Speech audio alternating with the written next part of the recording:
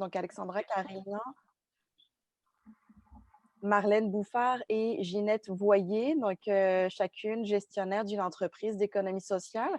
Donc, les mesdames, je vous inviterai à vous présenter dans un premier temps là, à nos personnes présentes. Allez-y dans l'ordre que vous voulez. Puis juste avant, oui, j'ai oublié de préciser, si vous avez des questions pour les personnes présentes, n'hésitez pas à les poser au fur et à mesure. Là, il n'y a vraiment pas il y a pas d'organisation vraiment prédéterminée.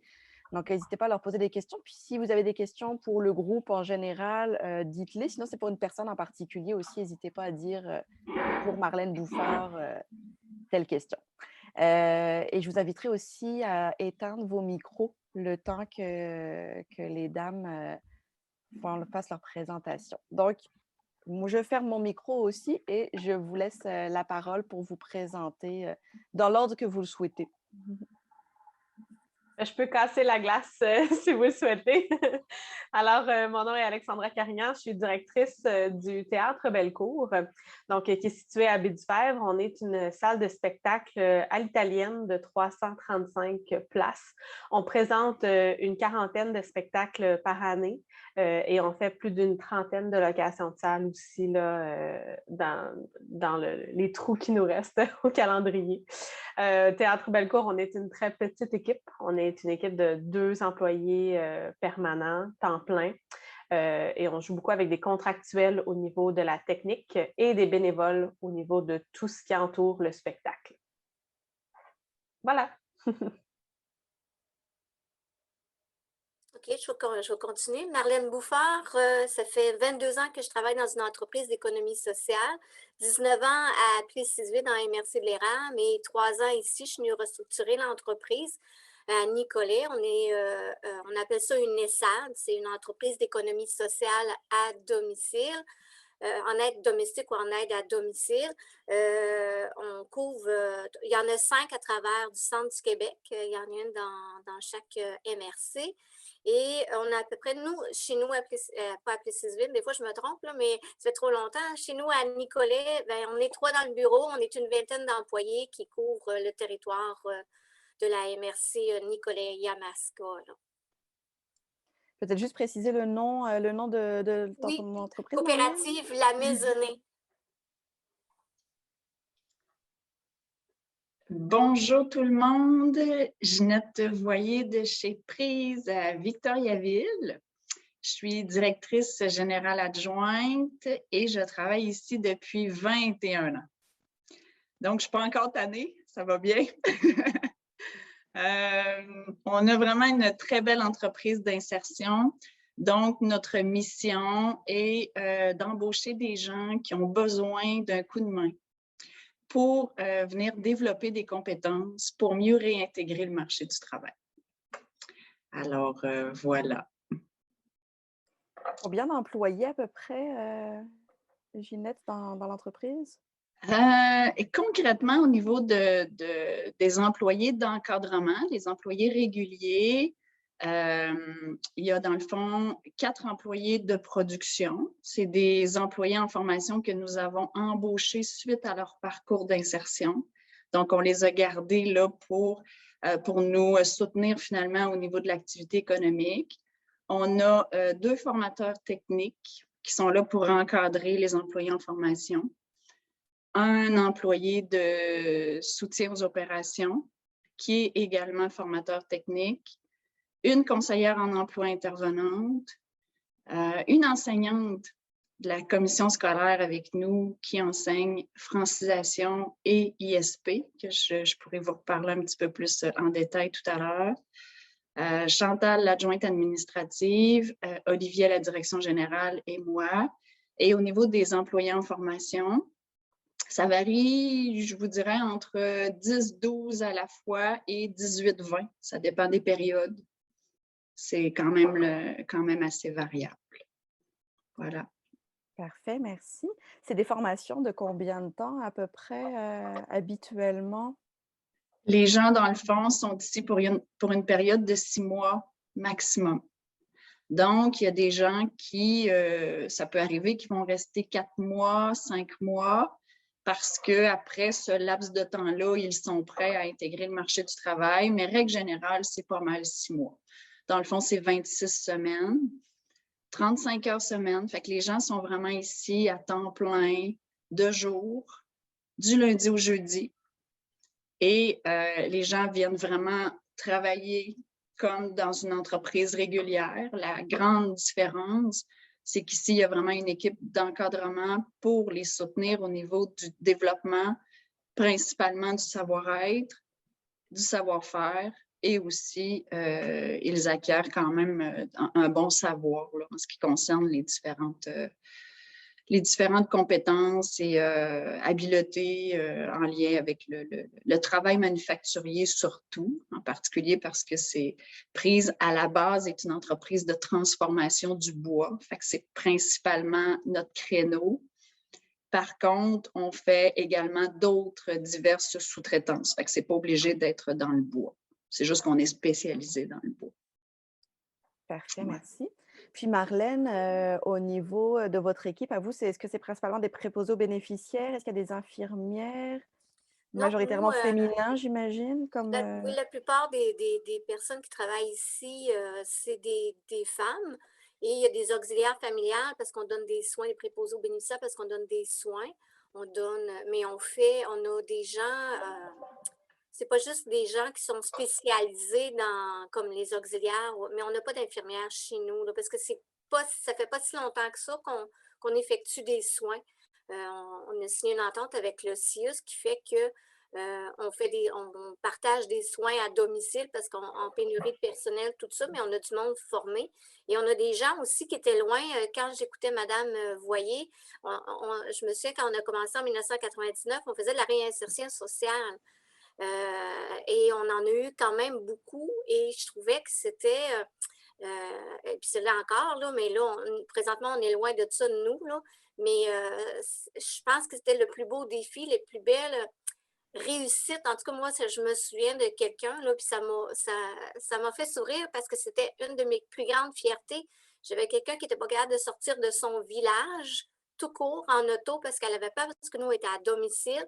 Puis tranquillement, je la sortais d'un village à l'autre. Puis un moment donné, je me suis assise avec elle. Je lui ai dit, tu te rends compte que maintenant, tu te promènes sur toute la MRC de l'érable? Tu sais, c'était vraiment des gens qui n'ont pas beaucoup de confiance en eux, puis il faut travailler beaucoup là-dessus parce qu'ils ont des grandes compétences, tout ça. Il faut mettre du temps. C'est parce que nous, maintenant, on a moins de temps. Là. On est plus dans des choses plus précises, dans les soins, tout ça. Mais je trouve que c'était vraiment, mais vraiment là, quelque chose qui nous a renforcés comme équipe aussi, puis qui était très intéressant. Là. Ça fait que nous, la majorité des personnes qui travaillent ici, ben, c'est des femmes, naturellement, mais on en a de tout âge. Là. Avant la pandémie, j'en avais qui avaient 70. Là. Ça faisait longtemps qu'ils étaient ici, mais après ça, ils les ont arrêtés de travailler à cause du virus. Mais ils ne sont pas revenus parce que si tu n'es plus active à un certain âge, bien, à un moment donné, tu perds cette capacité-là. C'est quand même un travail physique parce qu'on fait de l'entretien ménager, préparation de repas, on fait des courses et on fait soins d'hygiène et répit-surveillance. Fait que c'est pour ça, là. Fait que c'est très gratifiant quand on fait de la réinsertion sociale. Là, je peux le dire à Mme Voyer, là, comme on le fait beaucoup, là, ça a été vraiment là, quelque chose qui nous a apporté beaucoup. Là. Merci beaucoup. On est dans le mois de l'économie sociale, je l'ai mentionné au début. Pour vous, là, en tant que gestionnaire justement d'une entreprise d'économie sociale, comment vous définissez l'économie sociale? Puis, c'est voyons comment dire, qu'est-ce qui, dans votre entreprise, est de l'économie sociale? Comment vous pourriez le définir aux gens? Je peux peut-être y aller. Dans le fond, nous, la façon dont on le voit, c'est qu'on réinvestit constamment en l'humain. Tout le temps, tout le temps, tout le temps. On a l'activité socio-professionnelle qui est vraiment de soutenir les gens vers le marché du travail. Puis on est soutenu, ce volet-là, la mission est vraiment soutenue par le volet économique. Fait qu'à chaque fois qu'il y a de la production qui est faite, à chaque fois qu'il y a des sous qui rentrent parce qu'on a produit telle chose, bien, cet argent-là est constamment réinvesti dans l'entreprise. Puis pourquoi elle est réinvestie dans l'entreprise? Parce qu'on a besoin d'une nouvelle machine, on a besoin d'un nouveau système de chauffage, on a besoin de réparer un mur. Et ça, c'est pour l'entreprise, mais pour l'entreprise, pour soutenir toute cette belle gang-là qui viennent ici au quotidien. Ça prend une infrastructure qui a du bon sens, ça prend de la machinerie qui a du bon sens pour les gens qui vont s'en aller en emploi, travailler dans tel type de production. Si on ne représente pas le même type de production ici, bien, à quelque part, ils n'apprennent pas nécessairement les bonnes choses, même si à la base, ils sont ici pour développer les compétences de base. C'est toujours très, très, très intéressant de réinvestir constamment. Fait que pour nous, l'économie sociale, c'est vraiment d'investir constamment dans la communauté parce que demain matin, il y a quelqu'un de nouveau à quelque part dans la ville de Victoriaville ou de Plessisville ou de Drummondville qui a besoin de nous, qui va pouvoir entrer parce qu'on est fonctionnel. On a des clients commerciaux parce que si on n'avait pas cette activité-là, ben, c'est une roue positive qui tourne finalement. Madame Boyer, est-ce que quand un jeune a du travail sur le marché du travail, est-ce qu'il y a un suivi après pour aller voir, vérifier si ce qu'ils ont appris, ça continue, tout ça? Tellement, tellement, effectivement. À partir du moment où les gens sont à la fin de leur parcours, on les accompagne vraiment vers l'emploi. Donc, CV, comment communiquer avec un employeur, etc. Et là, à partir du moment où ils sont en emploi, on fait un suivi, je vous dirais, quotidien. Puis des fois, c'est même plus qu'une fois par jour. Faut même faire attention aujourd'hui parce que les gens ont leur cellulaire avec eux, hein, puis là, ils sont au travail. Fait que faut pas communiquer trop non plus parce que là, ça va déranger au niveau de l'employeur. Fait que c'est ça qui a à dealer. Mais oui, il y a vraiment un suivi. Ce qu'on a comme soutien, c'est un suivi de 2 ans. En théorie, c'est un suivi de 2 ans. On nous demande de faire un suivi 3 mois, 6 mois, 1 an, 18 mois et 2 ans. Mais dans la réalité, c'est beaucoup plus que ça. C'est selon les besoins aussi, parce qu'il y a des gens qui ont plus besoin, d'autres qui ont moins besoin. Il y en a que c'est juste de prendre des nouvelles. Ça va bien, ça va, j'ai pas nécessairement besoin de vous. Bon, ben tant mieux, c'est super correct. Puis il y a des gens, des fois, tu sais, je parle de 2 ans, mais il y en a que ça fait 5 ans, ils reviennent nous voir en disant, ben là, ça fait 3 ans que je travaille au même endroit, je pense que j'aimerais changer de place. Pouvez-vous me donner un petit coup de main pour X raison? Puis voilà, tu sais, on les accompagne. Ouais. Merci. Bien, moi, je pourrais rajouter que l'économie sociale, dans le maintien à domicile, si on peut dire, ça nous a permis de rêver à un monde meilleur parce qu'on a des missions sociales et économiques. Puis la plupart du temps, c'est des femmes qui viennent travailler ici. C'est des femmes qui étaient loin du marché du travail quand on a commencé en 1999 et qui ont des compétences ou qui n'ont pas pu aller à l'école longtemps. Et ça nous a permis de rêver à offrir des services différemment, à travailler avec des gens de façon différente, d'être l'humain est au cœur de nos priorités, que ce soit les employés ou que ce soit les personnes à qui on va donner des services. Et ça nous a permis de mettre nos valeurs dans ça et de créer quelque chose. À chaque jour, on crée quelque chose, on rajoute quelque chose dans l'entreprise d'économie sociale. Et je trouvais que c'était ce qui était le plus intéressant pour travailler dans ce genre d'entreprise parce qu'on prend le temps de faire les choses différemment et on prend surtout le temps. Parce qu'à ça, tout va très vite. Mais maintenant, dans une entreprise comme nous, il faut prendre le temps parce qu'on veut créer le monde de demain. Moi, un jour, je vais avoir besoin de services. C'est que je veux que ça soit comme à mon goût. C'est que je suis un peu égoïste, là, mais je fais ça de cette façon-là pour que, justement, ça fasse une différence dans la vie des gens. C'est sûr qu'on investit dans l'humain. Quand on réussit à avoir des choses de plus, ben, c'est réinvesti dans les préposés, justement, là, qui font partie de cette grande équipe-là. Et pour terminer, pour nous, au Théâtre Bellecour, l'économie sociale, c'est surtout une connexion avec l'environnement dans lequel on est. Nous, en fait, on se voit comme fiers porteurs de l'économie sociale sur 2 plans. Premièrement, d'être à l'écoute de la communauté pour présenter la culture qu'elle souhaite voir. On est un point de chute, en fait, pour la culture en région. on est la raison pourquoi les gens n'ont pas besoin d'aller dans les grands carrefours, soit Montréal ou Québec, pour voir une œuvre professionnelle. Donc, c'est sûr que c'est d'écouter la population, et deuxièmement, c'est de faire des liens avec les organismes culturels régionaux. Donc, nous, on a une salle de spectacle qui est adéquate pour tous les spectacles, et même plus qu'adéquate. On est rénové depuis 2011. Donc, nous, c'est d'être là pour les organismes, de présenter des spectacles de chorale, d'être là pour les écoles secondaires qui veulent présenter dans la salle. Donc, c'est vraiment, en fait, de présenter de la culture, mais surtout d'offrir des équipements professionnels pour les organismes culturels qui veulent être là. Et en même temps, c'est sûr qu'on a un travail aussi de médiation culturelle avec la population. Donc, oui, au sein de notre clientèle, mais aussi des non-publics, donc ceux qui ne viennent pas au théâtre, ceux qui pensent peut-être que la culture est plus élitiste, mais en fait, nous, on va essayer d'aller chercher les personnes qui n'ont pas accès à la culture pour leur donner le goût et leur donner aussi les moyens d'avoir accès à la culture, même si parfois elles ne peuvent pas, au niveau du budget surtout, se le donner. Fait que nous, on se voit vraiment en fait comme sans l'économie, en fait, sans le public, sans la communauté, le théâtre n'existerait pas. Et c'est même dans l'ADN parce que le théâtre Bellecour, là, pour ceux qui viennent de la région, c'est un mouvement populaire qui a démarré en 1998. C'était une vieille salle de spectacle toute délabrée qui était menacée de démolition.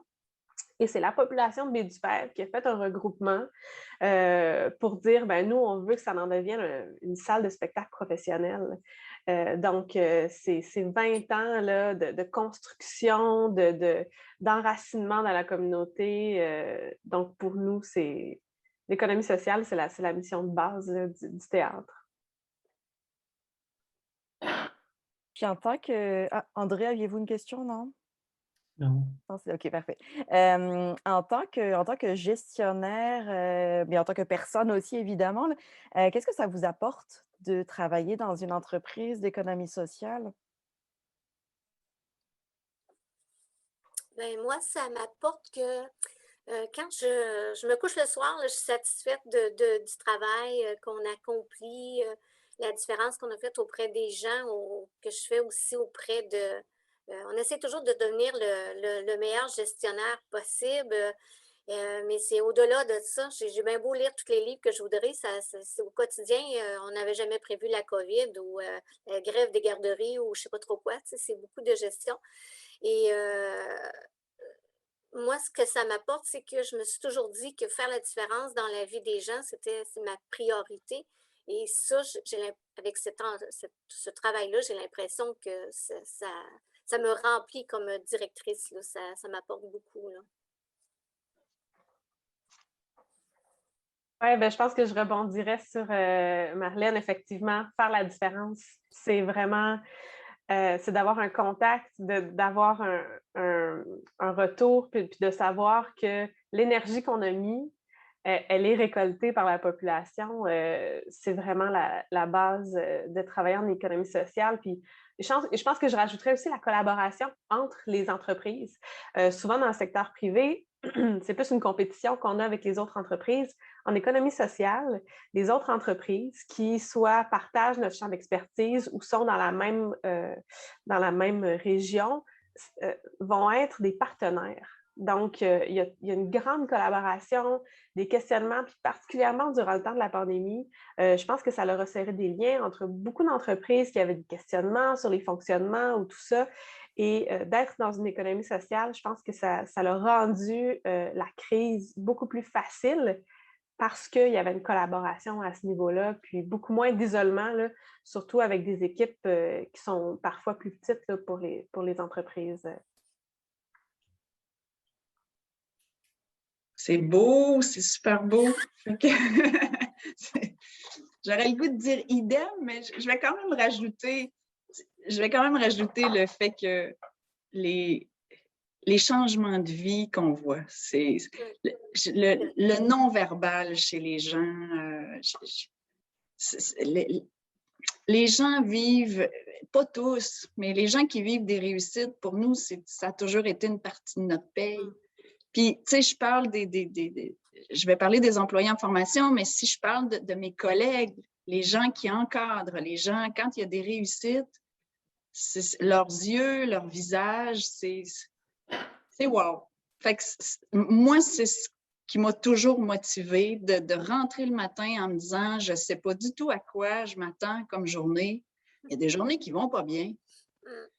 Puis il y a des journées qui vont bien. Puis c'est comme, on est là pour le bien, finalement. Tu sais, quand ça ne va pas bien, ben, réglons les choses, accompagnons les gens du mieux qu'on peut. Mais quand on arrive à quelque chose de positif, mais selon la personne, pas selon ce que nous, on veut, mais selon ce que la personne veut, qu'elle atteigne ses objectifs, c'est wow. Fait que moi c'est principalement ça. C'est comme un peu de toujours redonner au suivant, finalement. Parce que c'est ces gens-là qui vont dire à leurs amis, à leurs voisins, à leurs cousins, leurs cousines, va chez Prise, ils vont pouvoir te donner un coup de main. Wow! C'est des excellents. Fait que si ces gens-là en parlent en bien, ben c'est parce qu'on a fait sûrement une différence à quelque part. Voilà. Ouais. Quand je regarde le travail que vous faites, l'image qui me vient en tête, parce que moi je suis une visuelle, c'est que c'est comme un cocon, mais c'est un papillon qui sort, que les ailes se déploient, plus que le temps passe, qu'il gagne. Tu sais, des fois, c'est pas grand-chose que quelqu'un réussit à venir et dit « Hey, c'est beau ce que tu as fait aujourd'hui », mais il commence à se déployer, parce que j'en ai eu la réinsertion sociale. Et à un moment donné, quand ils arrivent, ils sont tous comme courbés, puis à un moment donné, tu vois que de plus en plus, ils se redressent avec fierté, tout ça, et qui sont contents des choses qui... C'est vraiment, moi, quand je vois votre entreprise prise, c'est vraiment, pour moi, c'est comme un papillon qui se déploie là, avec ses ailes là, pour atteindre quelque chose. Puis ça doit être très, très, très stimulant de faire partie d'une réussite comme ça. Oui, oui, vraiment. C'est beau, effectivement, c'est un beau visuel. Oui, André? Madame Marlène, est-ce que vous avez de la difficulté à trouver des personnes qui vont aller dans les résidences pour faire du ménage? Ben, oui, mais le vent tourne. Moi, je suis une personne qui visualise beaucoup. Parce que, tu sais, tout le monde se dit, ah, ben c'est normal, tout le monde a une pénurie de personnel. Ben moi, je ne le vois pas comme normal, on a une pénurie de personnel. Le vent tourne, j'ai eu des... Naturellement, la différence entre nous, c'est que nous, on n'est pas capable d'offrir les salaires comme au privé. On s'entend, là, sans nommer nos compétiteurs principaux, là. Mais on a quelque chose d'autre à offrir. C'est sûr que je trouve que le vent tourne présentement parce que j'avais dit à mon collègue de travail, moi, il me considère comme un peu une sorcière, mais s'il vous plaît, ne pas me brûler sur un bûcher. C'est que moi, je visualise beaucoup et je me dis, les gens vont se battre pour venir travailler chez nous parce qu'on a tellement des belles valeurs, des belles choses à offrir, des belles conditions de travail qui n'est peut-être pas le salaire aussi élevé, mais on a autre chose à offrir.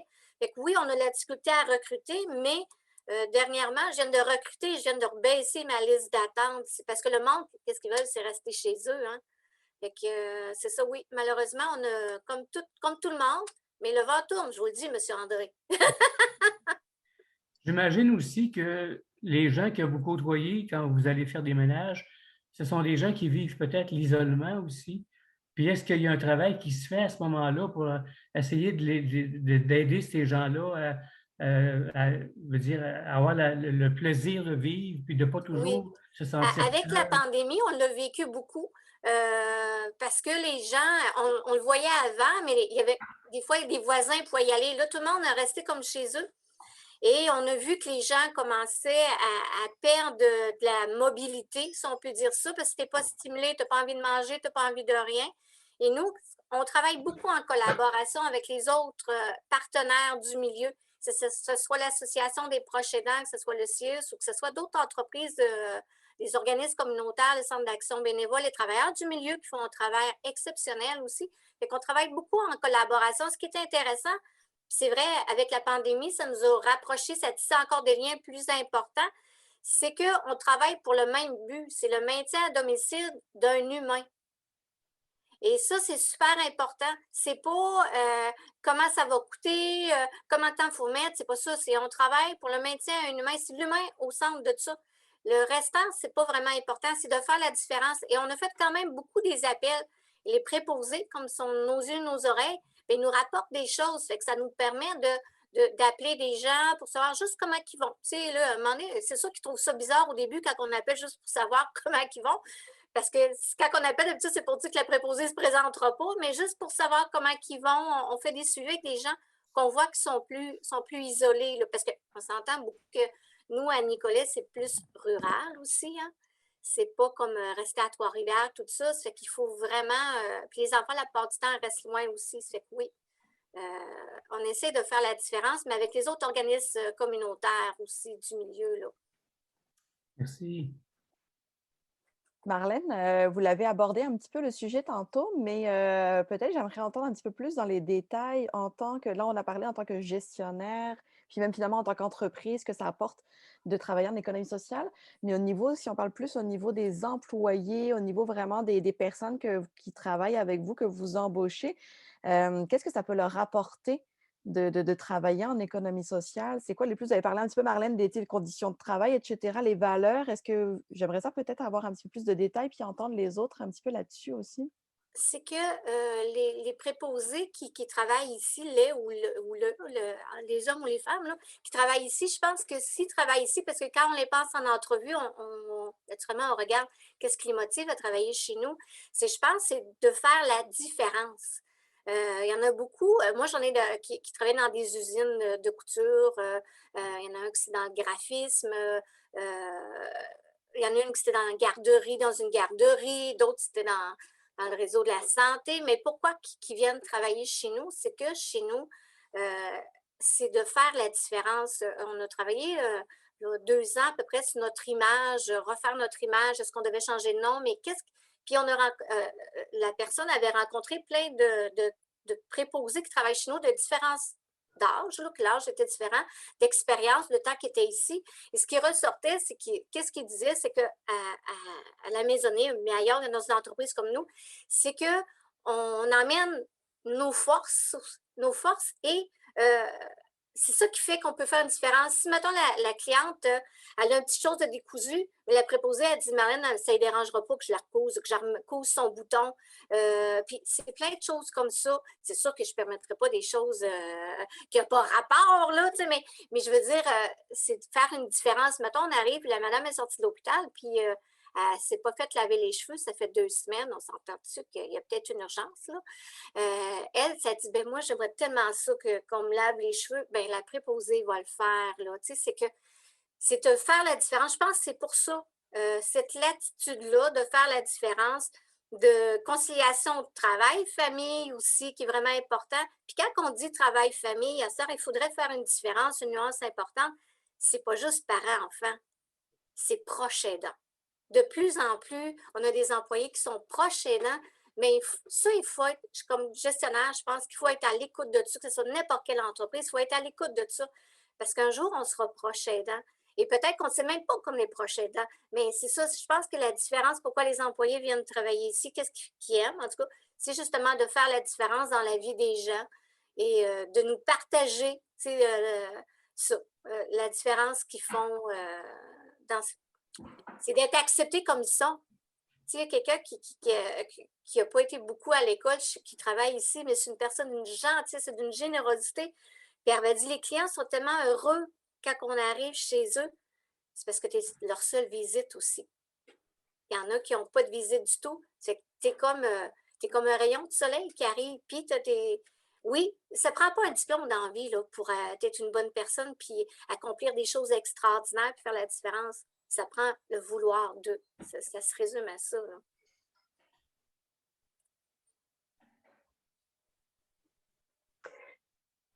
Oui, vas-y, Ginette, vas-y. Ben, j'ai comme échappé la question concrète.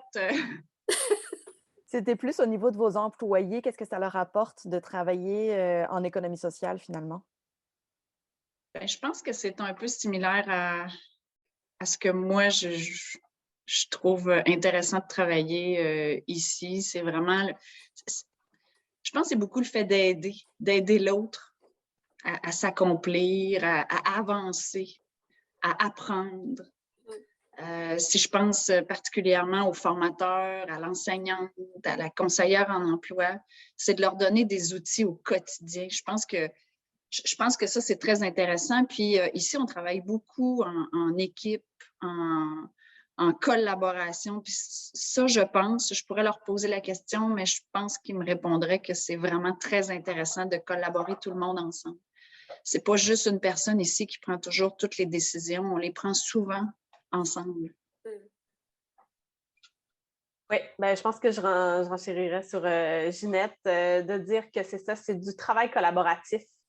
C'est sûr que nous, on est une équipe de 2. Là. Je ne pourrais pas vraiment utiliser une manière pyramidale de diriger. Mais en fait, c'est que mon collègue, qui est mon directeur adjoint, va vraiment être au même niveau que moi là, sur plusieurs choses. On s'implique dans les décisions générales, on sonde notre monde et c'est très familial aussi. Là. Si j'extrapole aux bénévoles, mais aussi aux contractuels, c'est un environnement amical, de collaboration. Et surtout, vu qu'on est une petite équipe, ben, on a aussi une conciliation travail-vie personnelle, de dire, ben si tu as un rendez-vous chez le médecin, c'est pas grave, arrive plus tard. Puis, au final, on va moduler les heures, ça va se faire. Donc, c'est sûr qu'on le sait qu'on n'a pas un salaire compétitif. On est une OBNL en région, donc il y a encore plus c'est sûr qu'on ne peut pas compétitionner avec certains salaires, mais on peut donner une qualité de vie au travail, mais aussi justement à la vie personnelle que certaines entreprises ne peuvent pas offrir. Puis en fait, j'avais vu dans les détails là, qu'est-ce qui fait que le théâtre Bellecour enseigne bien. Mais mon collègue m'a dit, ce qui est plaisant, c'est qu'on fait beaucoup de formation continue. Donc, on ne va pas nécessairement aller chercher des gens pour leurs compétences. Oui, évidemment, on veut que ça rentre dans une ligne, mais on va surtout aller chercher des gens passionnés et on va s'arranger que s'ils veulent, ils vont pouvoir. Et je pense que c'est le cas de beaucoup d'entreprises en économie sociale. On va aller chercher des gens qui vont vouloir être là et au sein de l'entreprise, on va s'assurer de les former pour avoir une rétention de notre côté, mais aussi s'assurer que la personne, elle est là pour la passion. Puis, si elle n'a pas les outils pour s'y rendre, nous, à l'interne, on va s'assurer de le faire. Puis, c'est ce que mon collègue a dit qu'il a beaucoup apprécié du théâtre Bellecour. Puis, justement, ça fait aussi que c'est très inclusif, puis ça répond aux besoins de l'entreprise vraiment précis. Merci beaucoup. Là, vu qu'on parlait donc justement des employés, travailleurs, on se rappelle, on est sur le thème travailler en économie sociale. On veut, par le biais de ce thème-là, donner envie aux chercheurs d'emploi de venir travailler en économie sociale, de venir travailler chez vous, même plus particulièrement. Pour commencer, avez-vous des besoins de main-d'œuvre présentement à venir? Puis quel genre de profil vous recherchez? Là, je vais regrouper un certain nombre de questions, là, mais c'est ça, quel genre de profil recherchez-vous? Puis, comment est-ce que vous aimez que les personnes viennent postuler chez vous? Est-ce que vous préférez qu'ils attendent qu'il y ait des offres d'emploi qui soient publiées puis qu'ils y répondent? Vous aimez les candidatures spontanées? Là, j'imagine que ça peut varier vraiment d'une entreprise à l'autre, mais peut-être juste vous entendre un petit peu là-dessus, là, dans l'optique où s'il y avait des travailleurs demain qui cherchaient, là, qu'on sache un petit peu comment les référer au mieux. OK. Moi, présentement, oui, je suis à la recherche. On est toujours en recherche parce que de plus en plus de gens appellent pour se maintenir à domicile. Est-ce qu'on a un profil type? Non. Naturellement que si vous voulez donner des soins, il faut avoir la formation pour donner des soins. Pour ce qui est du faire du répit, si vous ne l'avez pas, on peut vous la donner parce que c'est une formation de 4 jours. Et pour faire l'entretien ménager, nous, je pense que c'est la même chose qu'Alexandra disait, c'est qu'on cherche vraiment quelqu'un qui va être passionné et qui veut faire une différence chez nous, tout ça, et on va s'organiser parce que si vous, mettons, vous dites, moi, j'ai toujours voulu faire des soins d'hygiène, faire des choses comme ça, on va vous envoyer former. On a une formation qui est reconnue par le ministère de la Santé et des Services sociaux et vous allez être payé, on va vous envoyer former pour ce temps-là, soit à Victoriaville ou tout dépendant quel centre qui va partir une formation avec notre regroupement, mais on va faire ça. Nous, en fin de compte, ce qu'on veut, c'est des personnes qui sont dédiées et qui veulent faire une différence chez nous.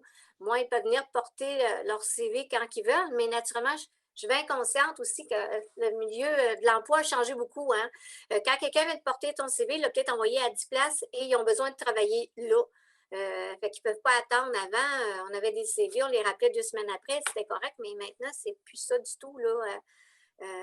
Et ben moi, quand un CV arrive chez nous, mais je leur demande si je peux le référer à quelqu'un d'autre, si moi, je n'ai pas de place présentement pour avoir quelqu'un, je n'ai pas d'emploi à offrir. Et on fonctionne comme ça là, le plus possible. Là. Il n'y a pas d'âge. Il n'y a pas d'âge limite. Là. Nous, faut qu'il y ait 18 ans naturellement, là, on ne prendra pas en bas de ça, mais je veux dire, même si ça là, des gens reviennent des fois, ils font un changement de carrière, beaucoup ces temps-ci. Même si elle a 65, 60, moi, ça ne me change rien. J'en ai une qui a 68, ça fait un petit bout de temps qu'elle travaille chez nous, mais elle a quand même 68. Fait qu'il n'y a pas d'âge, il y a divers travail ici qui est différent qu'on peut faire pour une personne.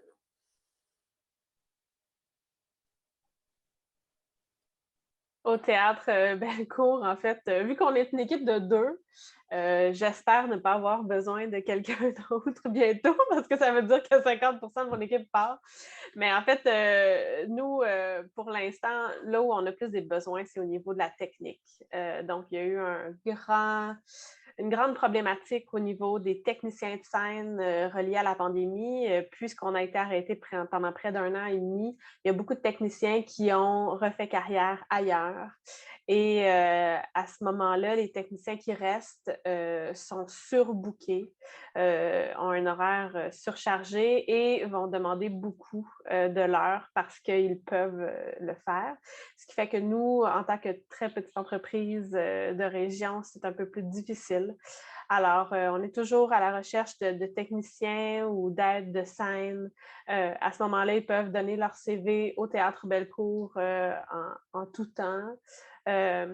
Puis c'est ça, c'est plus de ce côté-là, parce qu'au niveau de l'administration, on est complet à 2, mais c'est vraiment plus au niveau des techniciens qui est un problème partagé par beaucoup de salles de spectacle en ce moment. Du côté de prise, nous, on est toujours ouvert aux candidatures. Tout le temps, tout le temps, tout le temps. Donc, il y a l'équipe d'encadrement, soit formateur technique, intervenant conseiller en emploi. On est toujours ouvert à recevoir les CV. On ne sait jamais quand on va avoir besoin. Je vous donne un exemple concret. L'automne dernier, je reçois un CV d'une intervenante qui travaillait dans une entreprise d'insertion, qui a travaillé dans le fond dans une entreprise d'insertion à Montréal pendant 10 ans. Quelqu'un qui est de retour en région. Et là, on a regardé à l'interne comment on pouvait accueillir cette personne-là qui avait 10 ans d'expérience. Fait que, il y a une personne qui était plus au niveau de l'intervention, qui avait le goût d'aller explorer un petit peu plus le côté technique en usine. Fait qu'on a fait un certain changement de chaise. On est toujours ouvert ici à explorer des nouvelles façons de faire ou bref, fait que finalement, c'est quelqu'un qu'on a embauché, Karine, qui est avec nous là, depuis 1 an.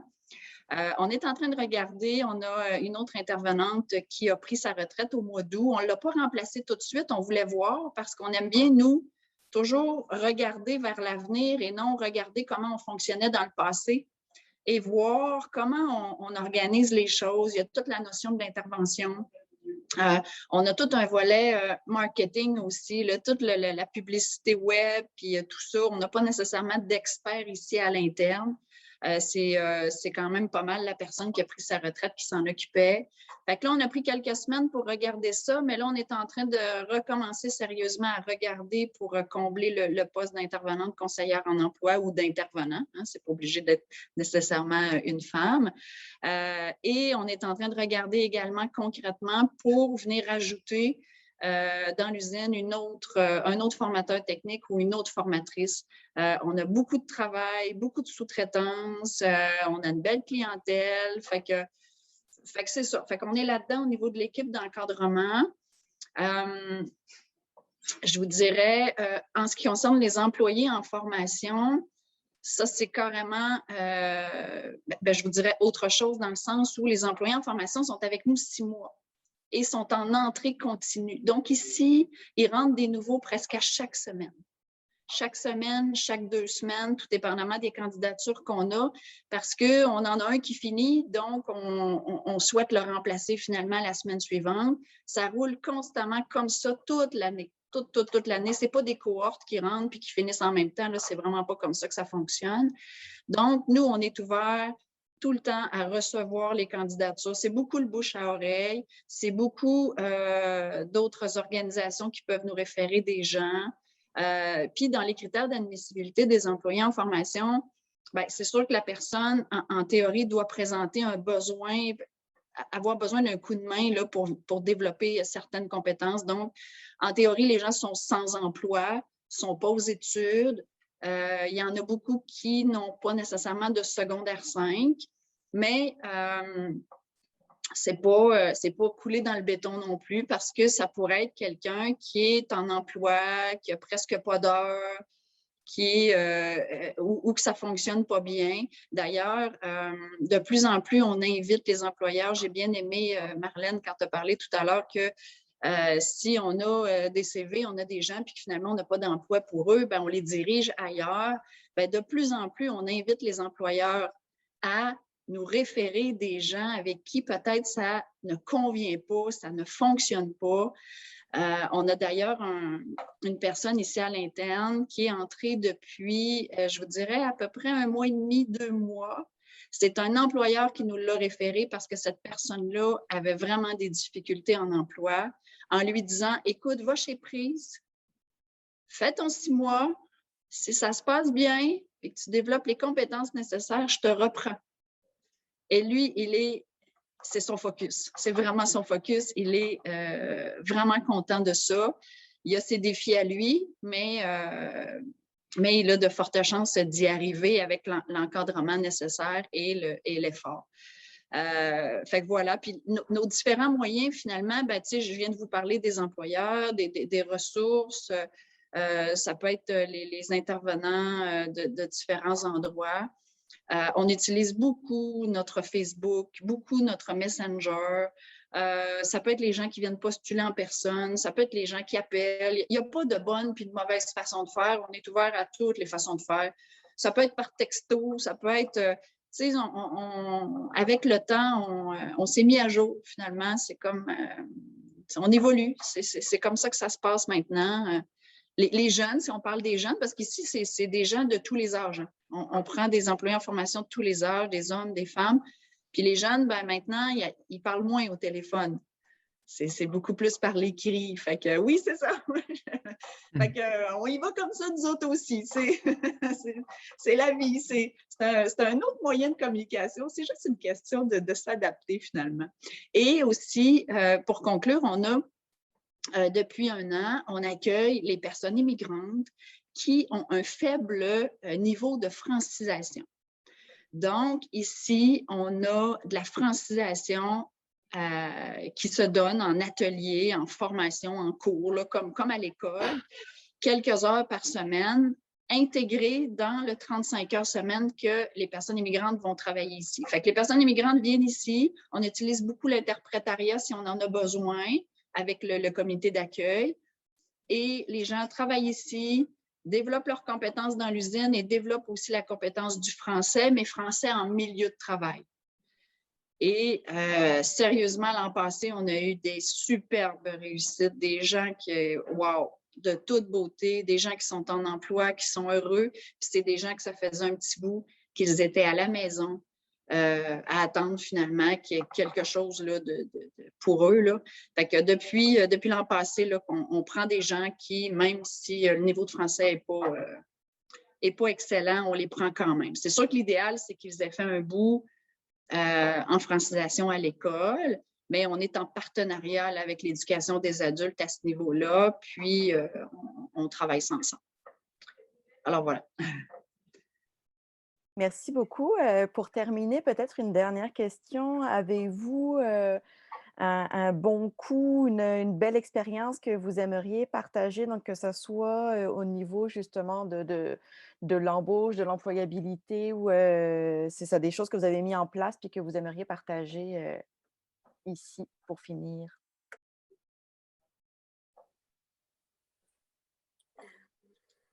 Je je peux peut-être y aller. Ben, je viens de vous parler du programme de francisation. Fait que ça, pour nous, c'est une nouveauté. Je pense que c'est un bon coup en partenariat avec Service Québec, l'éducation aux adultes. On est très, très, très contents.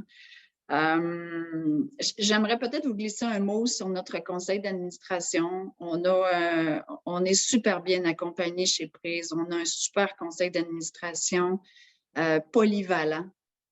Des gens de différents secteurs qui nous accompagnent à leur façon, avec leurs compétences. C'est vraiment génial.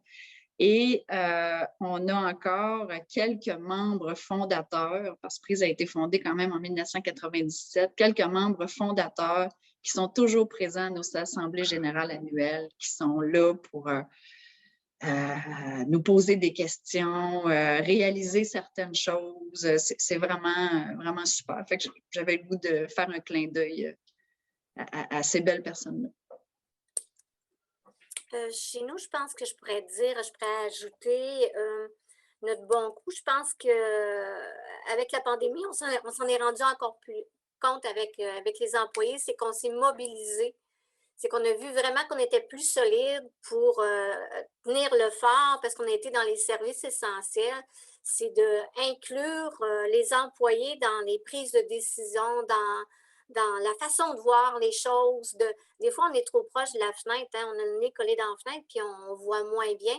Mais à chaque fois que quelqu'un arrive de nouveau, il nous parle de sa vision à lui. Et d'inclure ça, je pense que c'est un des bons coups. C'est de plus en plus d'avoir les gens qui participent aux décisions de l'entreprise. Je pense que c'est un des meilleurs coups. Et de découvrir, de faire découvrir aux gens qui travaillent chez nous du potentiel qu'ils n'avaient pas imaginé, de les regarder se dépasser quand on les envoie se faire former pour autre chose. Parce qu'on dit, hey, moi, il me semble que tu serais bonne dans cette chose-là. Est-ce que, là, j'y explique le pourquoi, comment que ça pourrait arriver, puis que je l'envoie former et après ça, je la vois revenir avec des étoiles dans les yeux parce que enfin, elle n'avait pas pensé à faire ça, elle ne se faisait pas assez confiance. Je pense que ça aussi, c'est voir le potentiel dans chaque humain. Je pense que c'est une des grandes, des belles réalisations des entreprises comme nous au centre du Québec. Et pour le théâtre Bellecour, il faut dire qu'en ce moment, on est en grande restructuration. Nous, on avait un directeur artistique et une directrice générale qui étaient là depuis 20 ans, qui sont partis à la retraite. Il y a de cela maintenant 3 ans et 2 ans.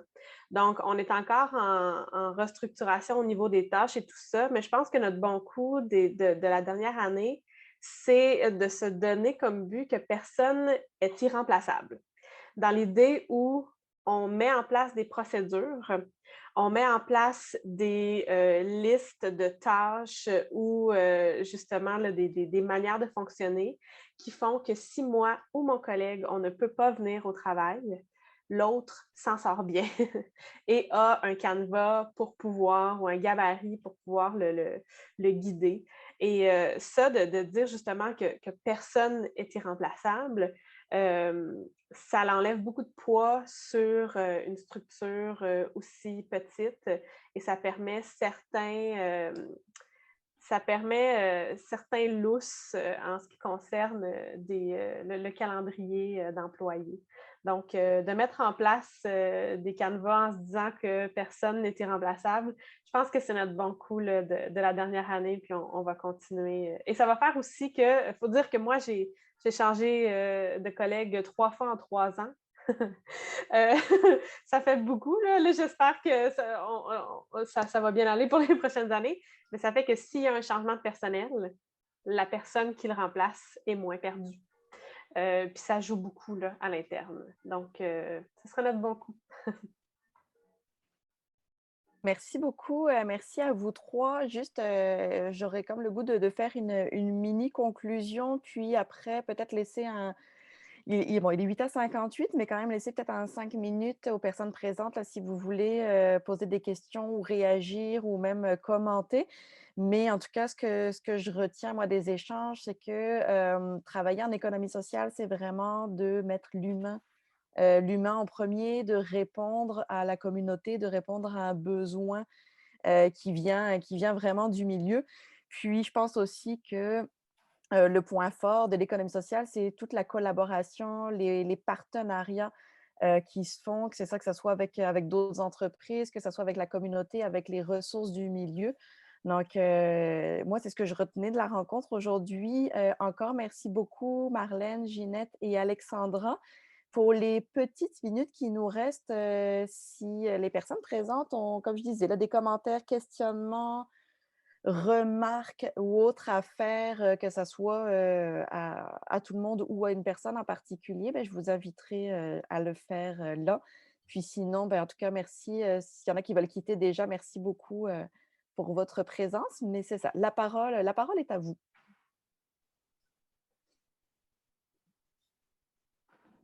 Oui, monsieur Morin. Bon, rapidement, moi, j'ai pas le chapeau de conseiller municipal, le chapeau de coordonnateur de pêche Nicolet, qui est un organisme qui travaille pour la promotion de la pêche dans la région de Victoriaville. Moi, ça a été inspirant parce qu'on va voir un lac à l'épaule le 4 décembre, puis l'an passé, c'était l'expérience client, mais là, ça va être la mission.